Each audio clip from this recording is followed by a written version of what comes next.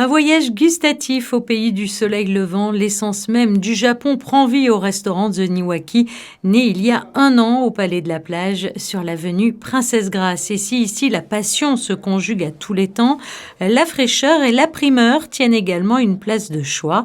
C'est donc tout naturellement que l'établissement a accepté d'accueillir entre ses murs le tout premier championnat européen de sushi. Ça a toujours été un rêve pour moi d'ouvrir un restaurant japonais. Je suis un fou du Japon. J'ai été une dizaine de fois et un jour je me suis dit que si l'opportunité se présente, je monterai mon propre restaurant japonais. Alors qu'est-ce qui vous plaît dans cet art culinaire ? C'est tout. C'est la culture japonaise. Ensuite, comme le nom l'indique, Niwaki, qui est la façon dont on coupe les arbres. Donc c'est la végétation et puis tout ce qui gravite autour. Les plus grands maîtres sushi d'Europe se sont donc retrouvés ce lundi au restaurant The Niwaki pour participer à cette compétition inédite. Né au Brésil, un pays qui abrite la plus grande communauté japonaise au monde, le chef Wagner a découvert l'univers nippon dès son plus jeune âge. Nommé champion de France de sushi en 2017 et vice-champion du monde l'année suivante, c'est à Monaco que le chef exerce aujourd'hui son savoir-faire, le sushi étant pour lui un art à part entière. Un bon sushi. Le bon sushi, il faut comprendre que le poisson, il est très important. Mais plus important encore que le poisson est le riz.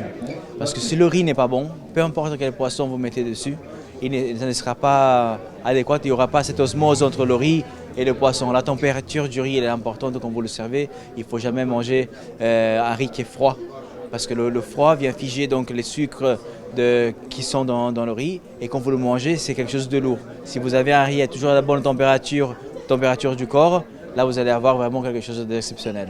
Venus de Monaco, d'Italie, de Roumanie, de Pologne ou encore du Portugal, ce sont donc 10 grands chefs qui se sont affrontés durant plusieurs heures pour remporter le trophée du meilleur chef de sushi d'Europe avec à la clé 1 000 €. Jugé par un jury composé de professionnels internationaux, chaque candidat a dû présenter une assiette de 50 pièces ainsi que 2 sushis créatifs dont l'un des 2 sushis signature devait être impérativement une recette végétarienne. Il ne faut pas être trop sévère. Le riz, c'est un peu long, là, ça on dit plus. Mais déjà, la forme de qu'ils ont fait, et les idées, comment ils touchent au poisson, et est-ce qu'ils savent le fraîcheur de poisson, voilà, et comment traiter le poisson. Et à l'issue de cette compétition, c'est le chef français, Michael Pancard, qui a remporté tous les suffrages et qui a terminé à la première place, remportant ainsi le titre de meilleur chef de sushi d'Europe et un gain de 1 000 €.